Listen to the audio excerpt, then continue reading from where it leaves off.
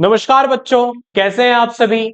जैसे कि आपको मैं रियल नंबर का बेसिक बातें पिछली वीडियो में बता चुका हूं। आज हम इसकी एक्सरसाइज को कंप्लीट करेंगे। एक्सरसाइज 1.1 का पहला क्वेश्चन इस प्रकार है कि इसमें बोला है कि express each number as a product of its prime factor. कह रहा है जो भी नंबर है हमारे पास उसके अभाज्य गुणनखंड, अभाज्य गुणनखंड के रूप में हमें इसको व्यक्त करना है, मतलब प्राइम फैक्टर में इसको कन्वर्ट करना है। तो मेरी पिछली वीडियो में आप जाइए और उसमें देखिए कि प्राइम फैक्टर कैसे निकालते हैं। मैंने वहां पर आपको बेसिक तरीके सारे बता चुका हूं। तो इस तरीके से अब एक्सरसाइज को हल करेंगे। तो क्वेश्चन नंबर 1 का पार्ट 1, 140 का हमसे पूछा है प्राइम फैक्टर क्या होगा। तो 140 का प्राइम फैक्टर हम निकालते हैं। दो सत्ते 14, 0, दो तिया 6, दो पंजे 10,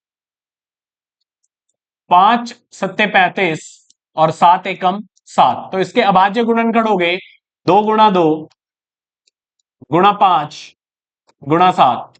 तो ये सारे प्राइम नंबर है।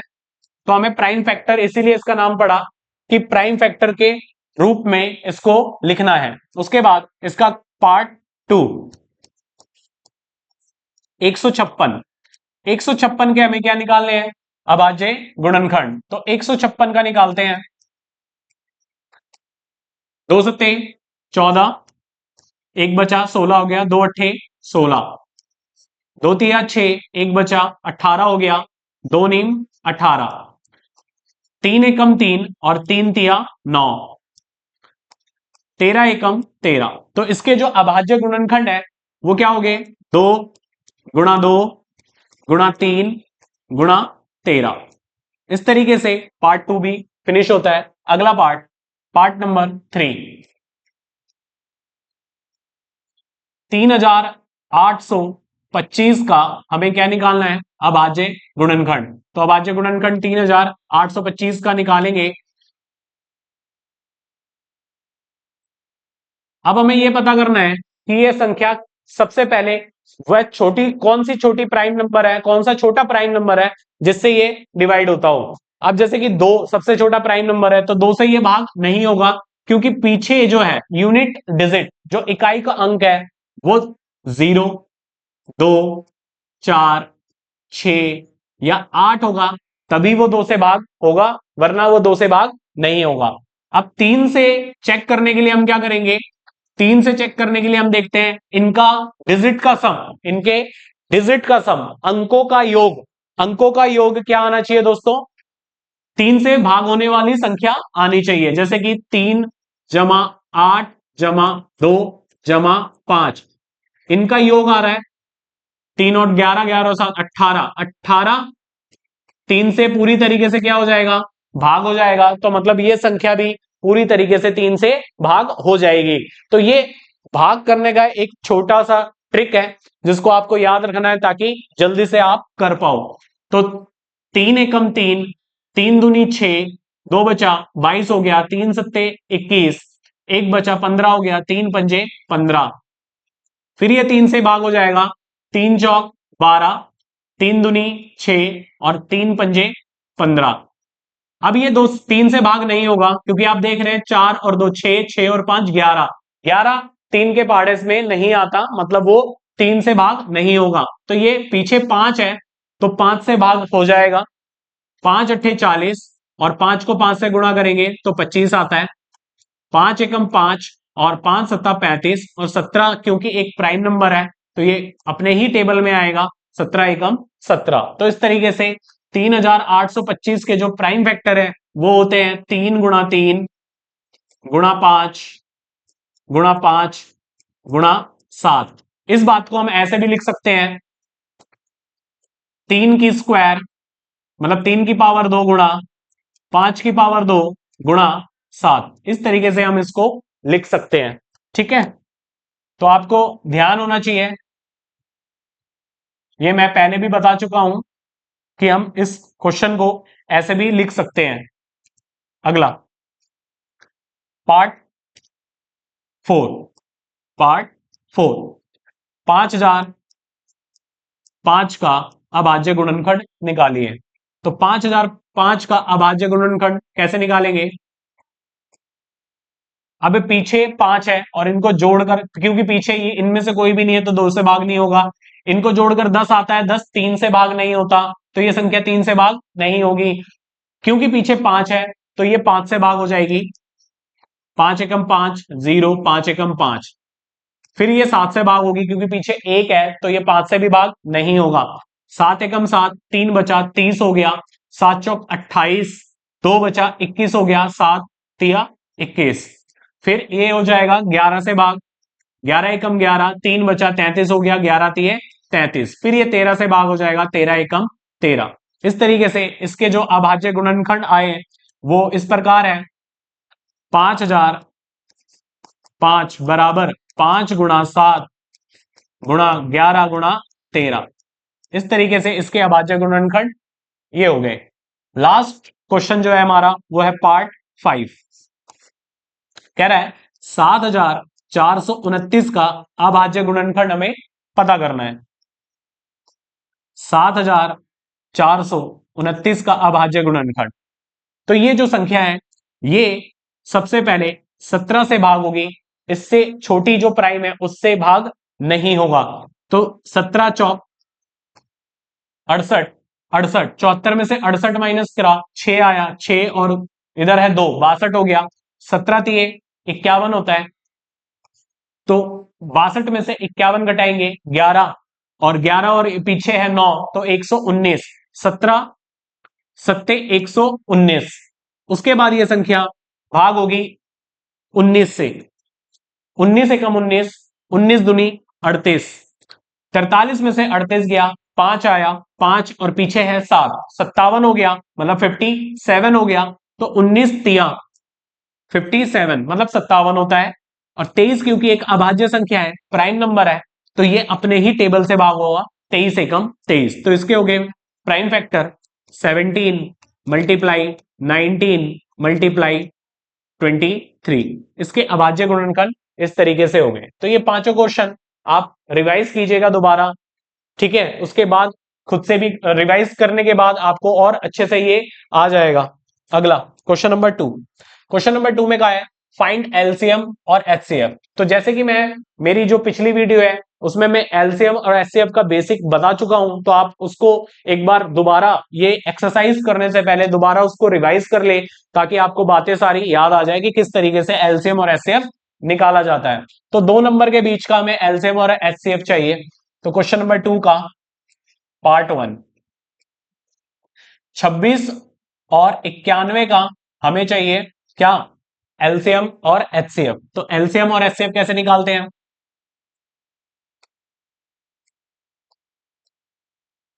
इसके प्राइम फैक्टर निकालेंगे सबसे पहले। 26 का 2 एकम 2, 2 तिया 6, 13 एकम 13। तो 26 का जो प्राइम फैक्टर हो गया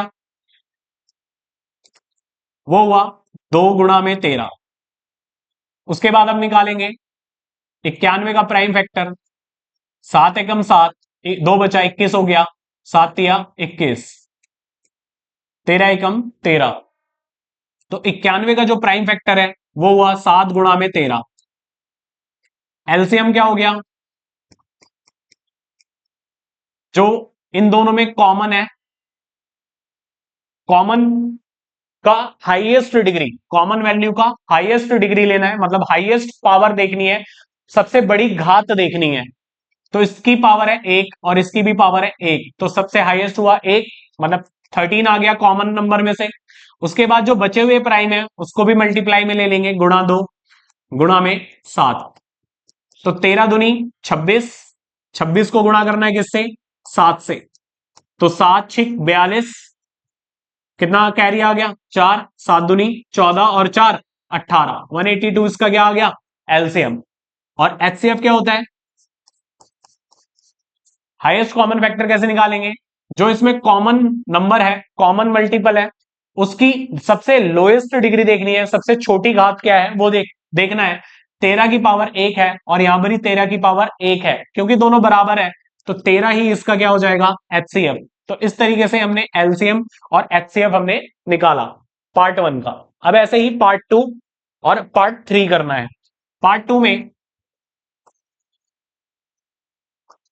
में 510 और 92 का हमें निकालना है। 510 और 92 92, इसका हमें क्या निकालना है, एचसीएफ और एलसीएम। तो एचसीएफ निकालते हैं। 510 के प्राइम फैक्टर निकालते हैं सबसे पहले। 2 दूनी 4, 1 बचा 11 हो गया, 2 पंजे 10, 1 बचा 2 पंजे 10, 3 से कट जाएगा, 3 अट्ठे 24, 1 बचा 3 पंजे 15, 5 तिये सॉरी 5 एकम 5 और 5 सता 35 और 17 एकम 17। उसके बाद 92 का अभाज्य गुणनखंड मतलब प्राइम फैक्टर निकालेंगे। 2 चौक 8, 1 बचा 12 हो गया, 2 छिक 12, 2 दुनी 4 और 2 तिया 6, 23 एकम 23। इस तरीके से 510 का प्राइम फैक्टर हुआ 2 गुणा 3 गुणा 5 गुणा 17। 92 का प्राइम फैक्टर हो गया 2 गुणा 2 गुणा 23।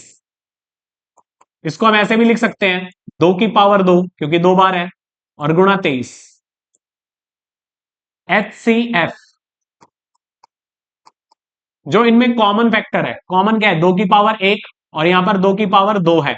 तो हमने क्या समझा था, हाईएस्ट कॉमन फैक्टर में क्या देखते हैं, जो भी कॉमन नंबर है उसमें जो सबसे लोएस्ट मतलब सबसे छोटी जो घात है, डिग्री है, उसको हम कॉमन फैक्टर मानते हैं, हाईएस्ट कॉमन फैक्टर मानते हैं। तो 2 की पावर 1 है और इधर 2 की पावर 2 है, तो 2 की पावर 2 आपका क्या हो जाएगा, हाईएस्ट कॉमन फैक्टर। उसके बाद आंसर आ गया आपका 4। 2 की पावर 2 कितना होता है, 4। उसके बाद एलसीएम, एलसीएम में क्या देंगे, जो कॉमन नंबर है उसमें जो सबसे हाईएस्ट पावर है, हाईएस्ट डिग्री है, उसको कंसीडर करेंगे। तो 2 की पावर 1 है और यहां पर 2 की पावर 2 है, तो हाईएस्ट कौन सा है, सॉरी यहां पर गलत हो गया दोस्तों, एचसीएफ बोला सही था लेकिन लिखा गलत है। एचसीएफ में लोएस्ट देखते हैं, दोनों में जो छोटा है, इसकी पावर 2 है और इसकी पावर 1 है, तो 2 की पावर 1 हमारा क्या हो गया, एचसीएफ हो गया। तो 2 की पावर 1 2 ही होता है, तो 2 इसका एचसीएफ हो गया, हाईएस्ट कॉमन फैक्टर हो गया। एलसीएम, एलसीएम में देखते हैं दोस्तों, जो सबसे बड़ी घात है, 2 की पावर 1 है और यहां पर 2 की पावर 2 है, तो सबसे बड़ा कौन है, 2 की पावर 2। उसके बाद गुणा में हमें वो नंबर लेने होते हैं जो प्राइम बच गए हैं। तो बचे हुए प्राइम कौन कौन से हैं, इधर बचा 3, इधर बचा 5, इधर बचा 17, उसके बाद इधर बच गया 23। तो इनको मल्टीप्लाई करके जो भी नंबर आएगा वो आपका क्या कहलाएगा, एलसीएम। जैसे 2 की पावर 2 कितना होता है, 4, 4 को 3 से गुणा करेंगे 12, 4 3 12, 12 पंजे 60, 60 को गुणा करना है, 17 को 23 से गुणा करेंगे, तो 17 को 2 से गुणा करेंगे, 17 दुनी 34 और 17 तिये 51, तो इन दोनों को गुणा करके आ गया आपका 391, 391। अब इसको 6 से गुणा करेंगे, 6 एकम 6, पीछे जीरो रहेगा एक, 6 एकम 6, 6 निम 54, 5 कैरी हो गया, 6 तिया 18, 18 और 5, 18 और 5 22। तो इसका एलसीएम आ गया 22,460। इस तरीके से आपको पार्ट 3 भी कर लेना है, तो इस तरीके से आपका एलसीएम और एचसीएफ निकल जाएगा। अब बात करते हैं, इसने एक और चीज आपसे पूछी थी, वो क्या था कि हमें वेरीफाई करना है कि एलसीएम को एचसीएफ से मल्टीप्लाई करें तो प्रोडक्ट ऑफ टू नंबर उन्हीं दोनों नंबर के मल्टीप्लाई के बराबर होता है। इसका मतलब है कि अगर मेरा पहला नंबर ए है और दूसरा नंबर बी है, ये हमने मान लिया कि पहले नंबर का नाम हमने क्या रखा, ए, और दूसरे नंबर का नाम हमने क्या रखा, बी। तो वेरीफाई कैसे करना है वो आप देख लें। कह रहे एलसीएम, एलसीएम को अगर मैं मल्टीप्लाई करूं एचसीएफ से, एचसीएफ से तो वो बराबर आएगा किसके, वो बराबर आएगा प्रोडक्ट ऑफ टू नंबर, दोनों नंबर को मल्टीप्लाई करके। चलो आओ वेरीफाई करके चेक करते हैं कि ये स्टेटमेंट ट्रू है या फॉल्स है। तो एलसीएम, एलसीएम में क्या है हमारा, एलसीएम का आंसर क्या आया था हमारा 182, पार्ट 1 182 को गुणा करेंगे एचसीएफ, एचसीएफ कितना आया था 13, ए पहला नंबर कितना है 26, गुणा में बी दूसरा नंबर कितना है 91, 91। तो चेक करते हैं कि मल्टीप्लाई करने पर सही आंसर देगा या नहीं। 13 दूनी 26, कैरी 2 आया, 13 पंजे 65, 13 अट्ठे 13 पंजे 65, 13 छिक 78, 13 सत्ते 91, 13 अट्ठे 104। तो ऐसे हमें मल्टीप्लाई करना है 104 और 2, 104 और 2 106, तो 6 और 10 कैरी हो गया, 13 एकम 13 और 13 और 10 कितने हो गए 23। तो ये आ गया 2366। लेफ्ट साइड आ गया, राइट साइड चेक करते हैं कितना आ रहा है। तो हम गुणा करेंगे, पहले 9 से गुणा करो, 9 छिक 54, 9 दूनी 18, 18 और 5, 18 और 5 कितना होता है 22, में से माइनस करेंगे 26, तो इसमें से 26 माइनस सॉरी प्लस करेंगे 26, 26 प्लस करेंगे तो कितना आ जाएगा 22,066। तो लेफ्ट साइड बराबर आया किसके, राइट साइड के। तो वेरीफाई होता है कि ये स्टेटमेंट ट्रू है कि दो नंबर का मल्टीपल उसके एचसीएफ और एलसीएम के मल्टीपल के बराबर होता है। तो इस तरीके से आप क्वेश्चन नंबर 2 कंप्लीट कर लेंगे और इसका आंसर मुझे कमेंट बॉक्स में लिख के बताएंगे कि इसका आंसर क्या आ रहा है। आगे अगला जो क्वेश्चन है वो है क्वेश्चन नंबर 3। इसने कहा है फाइंड द एलसीएम और HCF of the following integers by applying the prime factorisation method. तो प्राइम फैक्टराइजेशन मेथड वही है कि इसके हमें प्राइम फैक्टर बनाने हैं, उसके बाद एलसीएम और एचसीएफ निकालना है। सेम जैसे कि आपने क्वेश्चन नंबर 2 किया था, सेम एग्जैक्ट वही है, बस फर्क क्या है इसमें 3 इंटीजर है और उसमें 2 इंटीजर थे। तो जैसे कि क्वेश्चन नंबर 3 का फर्स्ट पार्ट 12, 15 और 21 का हमें पहले प्राइम फैक्टर निकाल लेना है। तो 2 छिक 12, 2 तिया 6, 3 एकम 3। तो 12 का प्राइम फैक्टर क्या आया 2 गुणा 2 गुणा 3। 15 का हमें प्राइम फैक्टर निकालना है, 3 पंजे 15, 5 एकम 5। तो 15 का जो प्राइम फैक्टर है वो कितना आया 3 गुणा 5। 21 का प्राइम फैक्टर निकालेंगे, 3 सत्ते 21 और 7 एकम 7। तो 21 का जो प्राइम फैक्टर है वो क्या आया 3 गुणा में 7। अब एचसीएफ, तीनों में कौन सा नंबर कॉमन है 3 3 3। तो इसकी पावर भी एक है, इसकी पावर भी एक है, इसकी पावर भी एक है। तो एचसीएफ में हमें कौन सा लेना है जो न्यूनतम पावर है, मिनिमम पावर सबकी होनी चाहिए। तो इसकी पावर एक है, इसकी एक है, इसकी एक है, तो मिनिमम एक ही हुआ। इसका मतलब 3 इसका क्या हो गया एचसीएफ, हाईएस्ट कॉमन फैक्टर। उसके बाद एलसीएम कैसे निकालेंगे, जो कॉमन नंबर है, कॉमन प्राइम है, उन कॉमन प्राइम का हाईएस्ट पावर, मतलब हाईएस्ट पावर हम चेक करेंगे। तो तीनों की क्योंकि एक ही पावर है तो हाईएस्ट भी एक ही होगा, तो 3 इसमें आ गया। उसके बाद बचे हुए जो प्राइम है वो लिखने होते हैं, 2 गुणा 2 गुणा 5 गुणा 7। ये हो गया इसका एलसीएम। अब इनको मल्टीप्लाई कर लेंगे, 3 दूनी 6, 6 दूनी 12, 12 पंजे 60, 60 को 7 से गुणा करेंगे, 6 सत्ते 42, 420 इसका क्या हो गया एलसीएम हो गया। तो इस तरीके से आप पार्ट 2 और पार्ट 3 भी कर सकते हैं। जैसे कि पार्ट 2 है, सिंपल है, पार्ट 2 बहुत आसान है। कह रहा है 17 का प्राइम फैक्टर निकालो, तो 17 का प्राइम फैक्टर खुद 17 ही होता है, क्योंकि 17 का कोई भी प्राइम फैक्टर नहीं होता, खुद एक प्राइम नंबर है 17। 23 का प्राइम फैक्टर 23 भी एक प्राइम नंबर है, तो 23 या तो 23 के पाड़े में आएगा या 1 के पाड़े से जाएगा, और किसी से तो जाएगा नहीं। 29, 29 भी एक प्राइम नंबर है, अभाज्य संख्या है, तो या तो ये खुद के पाड़े से भाग होती है या वो 1 के पाड़े में आता है। एक ही मतलब इस तरीके से इसके प्राइम फैक्टर होगी। तो एचसीएफ क्या आएगा, जिसमें कोई कॉमन नहीं होता तो उसमें एक कॉमन जरूर होता है, तो एचसीएफ आ गया एक। एलसीएम, एलसीएम आ गया 17 गुणा 23 गुणा 29 गुणा 1, क्योंकि एक कॉमन था तो एक ले लिया, बाकी जो रिमेनिंग प्राइम है उनको भी हमने ले लिया। तो इसको मल्टीप्लाई कर लेना 17 को 23 में, और फिर जो भी आएगा उसको फिर 29 में हम गुणा कर लेंगे। 17 को 23 में गुणा करेंगे तो कितना आएगा, 391।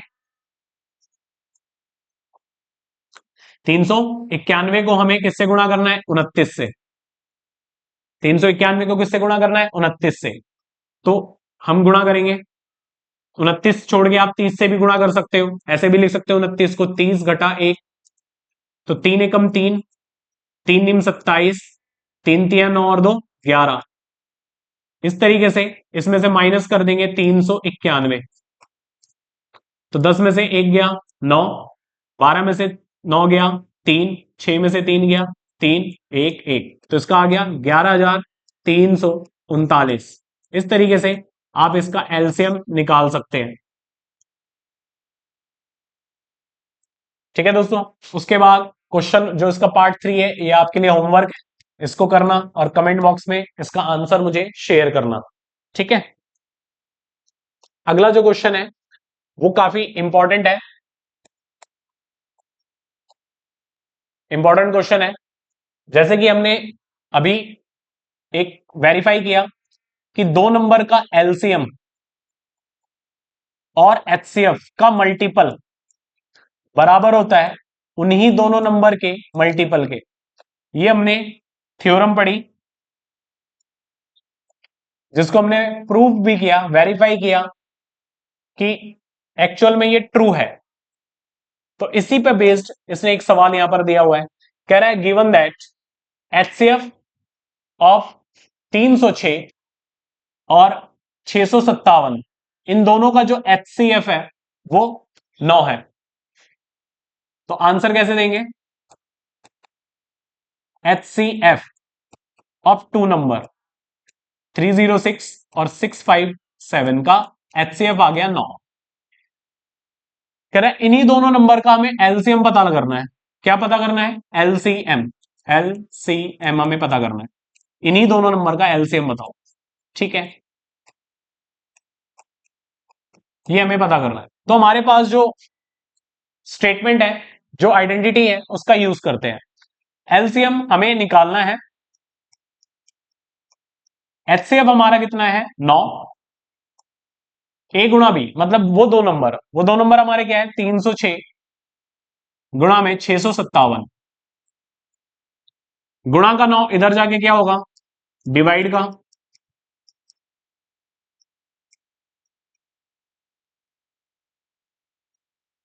ये 9 से भाग होगा, तो ये 9 से पूरे तरीके से भाग हो रहा है, 9 एकम 9, 9 तिया 27, 3 बचा, 9 चौक 36।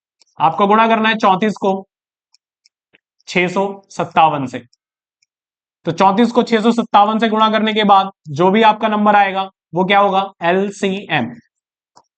तो 34 को 657 से गुणा करते हैं, पहले 3 से करते हैं, 3 सत्ते 21, 3 पंजे 15 और 2 17, 3 छिक 18 और 1 19 और पीछे 0। उसके बाद फिर इसको 4 से गुणा करेंगे, 4 सत्ते 28, 2 बचा, 4 पंजे 20 और 2 22, फिर 2 बचा, 4 छिक 24 और 2 26। दोनों को क्या करना है, प्लस कर देंगे, तो कितना आया 8, 3 7 और 6 13, 10 और 2 12, तो इसका एलसीएम आया 22,338। तो इस तरीके से आप इस फॉर्मूले का यूज करके इस सवाल को कर सकते थे। इसी तरीके से सवाल क्वेश्चन में पूछ लेता है कभी कभार, तो आपको ध्यान से ये करना है। उसके बाद जो है इसने कहा है क्वेश्चन नंबर 5, 6 की पावर n, 6 की power n can be and with the digit 0। कह रहा है 6 की पावर n का जो भी आंसर आएगा, 6 की पावर n का जो भी आंसर आएगा, यहां पर n क्या है? n है नेचुरल नंबर। n क्या है? प्राकृतिक संख्या है, नेचुरल नंबर। n क्या है यहां पर? Natural number. तो नेचुरल नंबर क्या होते हैं? 1 2 3 4 ऐसे इनफाइनाइट तक जाते हैं। तो n क्या है? Natural number. जैसे कि आपको पता है, अगर मैं बोलता हूं 6 की पावर 1, तो 6 की पावर 1 कितना होता है? 6 होता है। 6 की पावर 2 कितना होता है? 6 की पावर 2 6 6 36। ऐसे 6 की पावर 3 कितना होता है? 216। इस तरीके से आप देख रहे हैं कि इसने कहा है कि यूनिट डिजिट, सॉरी 216 था, यूनिट डिजिट पीछे क्या आ रहा है? 6 आ रहा है। इसमें पीछे क्या है? 6 है। इधर क्या है? 6। तो हमें ये करना है कि अगर मैं 6 की पावर 4 करूं, 6 की पावर 5 करूं या 6 की पावर 6, इस तरीके से अगर मैं करूं तो जो भी इसका आंसर आएगा, जो भी आंसर आएगा, क्या उसका यूनिट डिजिट जीरो आएगा कि नहीं आएगा? यूनिट डिजिट कभी जीरो आएगा या नहीं आएगा, ये हमें बताना है। ठीक है, तो 6 की पावर n आंसर कैसे लिखोगे कि 6 की power n can be and with the digit 0, ये आपका क्वेश्चन है। तो 6 की पावर n तो हमें पता है यूनिट डिजिट कभी भी जीरो तभी हो सकती है जब उसके प्राइम फैक्टर में 2 और 5 हो। A number, a number have a number can be and with the digit 0 if its its prime factor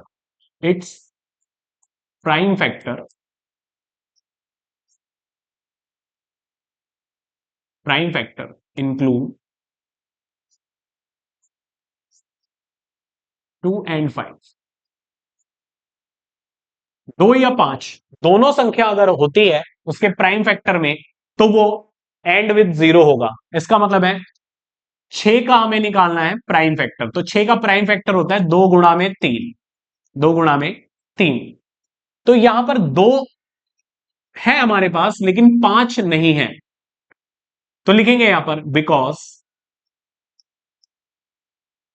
5 is not factor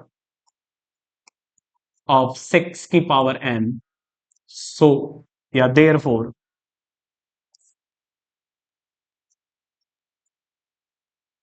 6 की power n never and never and with the digit 0। 6 की power n कभी भी 0 पे खत्म नहीं होगा, क्योंकि 5 उसके प्राइम फैक्टर के अंदर ही नहीं है। तो इस तरीके से हमें इस सवाल को करना था। इसका एक एग्जाम्पल भी है, 4 की पावर n, वो आप करना घर पे। 4 की पावर n, क्या ये 0 पे खत्म होगा इसका यूनिट डिजिट? तो ये आपको चेक करना है, ये एग्जाम्पल में है एनसीईआरटी के। तो इस तरीके से ये क्वेश्चन नंबर 5 था।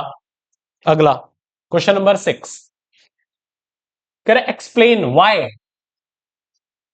ये नंबर और ये नंबर, ये नंबर और ये नंबर क्या एक कंपोजिट नंबर है, ये हमें चेक करना है। तो जैसे कि मेरी पहली वीडियो में मैंने आपको बताया था, सारे वैरायटी बताई थी कि नंबर सिस्टम में किस टाइप के नंबर होते हैं, वो सारे मैंने आपको बताए थे। तो नंबर्स में हमने पढ़ा था कंपोजिट नंबर। क्या पढ़ा था? Composite number. तो कंपोजिट नंबर की खास बात क्या होती है, लिखवाया भी था मैंने। A number, a number is composite number if if its prime factor, its prime factor other than 1 or itself.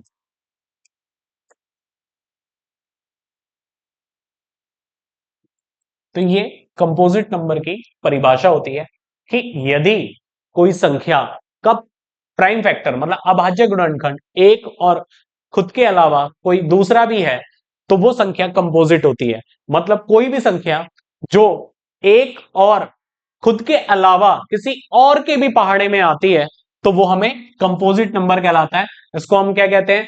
भाज्य संख्या। हिंदी में क्या कहते हैं इसको? भाज्य संख्या। तो सबसे पहले हमें रीजन बताना था कि कंपोजिट नंबर क्या होता है, उसके बाद इस सवाल को सॉल्व करते हैं। ठीक है, जैसे कि पहला जो हमारे पास नंबर है वो क्या है? 7 × 11 × 13 जमा 13।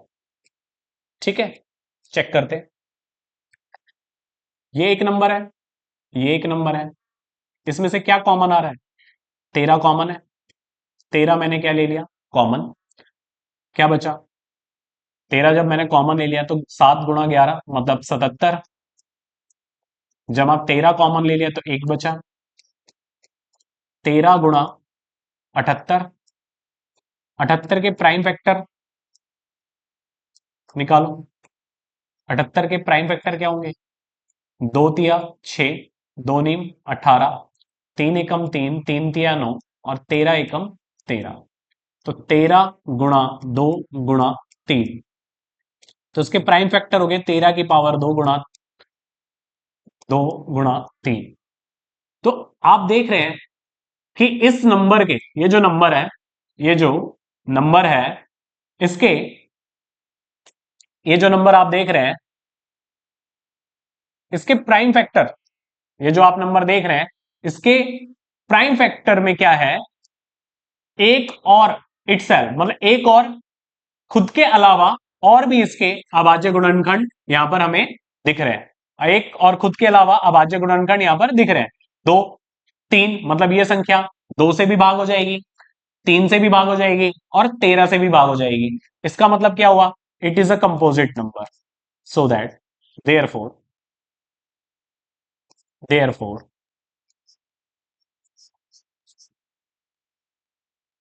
7 × 11 × 13 जमा 13 इज अ कंपोजिट नंबर। ठीक है, रीजन मैंने ऊपर आपको बता ही दिया है। ऐसे सेम आपको चेक करना है इसका। 7 × 6 × 5 × 4 × 3 × 2 × 1 जमा 5। ये पूरी संख्या एक है और ये पूरी संख्या एक है। इसमें से 5 में क्या ले लेता हूं? कॉमन। तो क्या बचा? 7 × 6 × 4 × 3 × 2। एक लिखने की जरूरत नहीं है। जमा 5 कॉमन ले लें तो जमा में एक। तो कितना हो गया? 7 × 6 = 42। 42 को हम 4 से गुणा करेंगे तो कितना आ गया? 42 को 4 से गुणा करेंगे आपका हो गया 42 168। 168 क्योंकि 42 दूनी होता है 84 और 84 का डबल करेंगे तो 168। उसके बाद 3 दूनी 6, 6 से गुणा करेंगे तो ये आ गया। इसके प्राइम फैक्टर निकालो।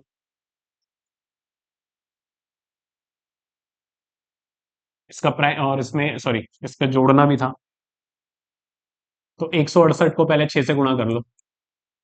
6 × 8 = 48, 6 × 6 = 36, 40, 6 × 10। इसको इसमें एक जोड़ दो, ये आ गया 1009। ठीक है, तो 1009 आ गया। अब 1009 और 5 मतलब ये संख्या 5 से भी भाग हो जाएगी और 1009 से भी भाग हो जाएगी। इसका मतलब क्या हुआ? इसके और भी फैक्टर है, एक और खुद के अलावा भी इसके क्या है? प्राइम फैक्टर है। तो इसका मतलब ये संख्या भी क्या हुई? Composite. Therefore it is a composite number, it is a composite number. इस तरीके से आप इस सवाल को कर सकते हो। तो इस वैरायटी के क्वेश्चंस भी कभी कभार एग्जाम में सीबीएसई वाले पूछ लेते हैं, तो आपको इसकी तैयारी करके जानी है। अगला जो क्वेश्चन है वो लास्ट क्वेश्चन है। ये बहुत रेयर है कि आपसे सवाल पूछे, फिर भी मैं आपको बता देता हूं। There is a circular path है इस तरीके का, around a sport field, Sonia take 18 minute to drive 1 round. कह रहे सोनिया जो है इस चक्कर को लगाने में, इस पूरे चक्कर को लगाने में सोनिया कितने मिनट लेती है? 18 मिनट का टाइम लेती है। कितने मिनट का टाइम लेती है? 18 मिनट का टाइम लेती है। और रवि जो है दूसरी तरफ कौन है? रवि इस पूरे चक्कर को लगाने में कितने मिनट का समय लगाता है? 12 मिनट का। रवि लगाता है इस पूरे चक्कर को 12 मिनट में। ठीक है भाई, आगे क्या बोला है? Suppose they both started at these same point. Suppose that वो एक सेम पॉइंट से शुरू करते हैं, मतलब दोनों इस पॉइंट से दौड़ना या चलना शुरू करते हैं। तो कहता है and go in the same direction, और ये सेम डायरेक्शन में चलते हैं। मान लो इधर दौड़ रहे हैं, ये ऐसे ऐसे दौड़कर ऐसे ऐसे दौड़ेंगे। ठीक है, दौड़कर ये क्या करेंगे? राउंड लगाएंगे ऐसे ऐसे, इस तरीके से ऐसे दौड़ेंगे। तो कह रहा है सेम डायरेक्शन में दौड़ेंगे। तो कह रहा है how after how many minute, कितने समय बाद will they meet again at the starting point. वो कितने समय बाद, मतलब ये घूमते रहे वो उसी पॉइंट पर आकर मिलेंगे कितने टाइम बाद? तो आपको पता भी सोनिया की स्पीड क्या है? कम है, मतलब वो ज्यादा टाइम ले रही है, मतलब स्पीड क्या है? स्लो है, वो धीरे भाग रही होगी। और रवि क्या है? 12 मिनट में चक्कर लगा रहा है, इसका मतलब रवि तेज भाग रहा होगा। अगर दोनों एक ही पॉइंट से स्टार्ट करते भी हैं तो सोनिया थोड़ी सी पीछे रह जाएगी और रवि थोड़ा सा आगे चल रहा होगा।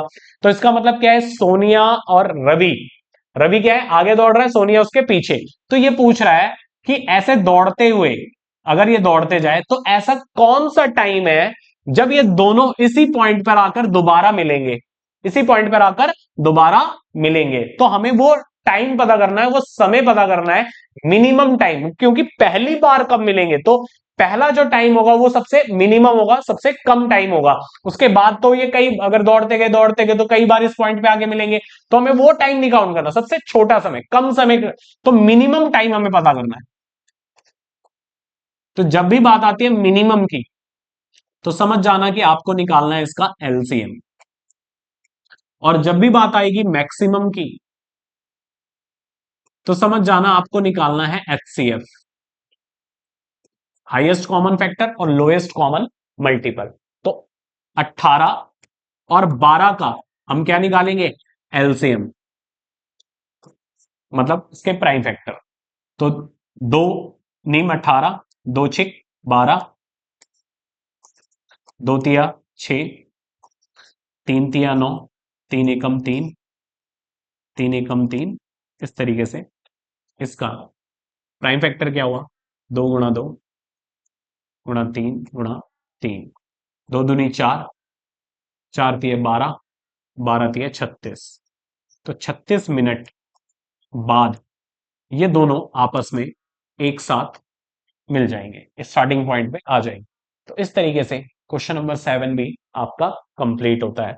तो ये मैंने आपको 1.1 समझा दी है।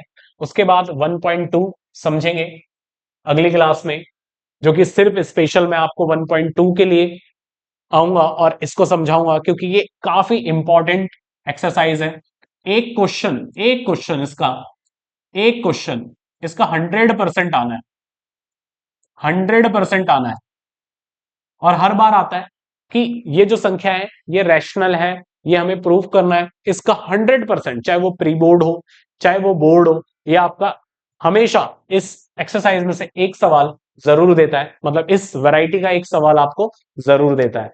तो इसको हम स्पेशल अलग से वीडियो बनाकर मैं इसको समझाऊंगा, ताकि आप इसको और बेहतर तरीके से समझ पाओ और इसमें नंबर पूरे के पूरे आप कवर कर पाओ। थैंक यू, धन्यवाद। ये दोनों वीडियो आप देख लीजिएगा, इससे पहले वाला बेसिक था और ये मैंने एक्सरसाइज समझाई है ताकि आप एग्जाम पेपर में सही तरीके से कर पाऊं।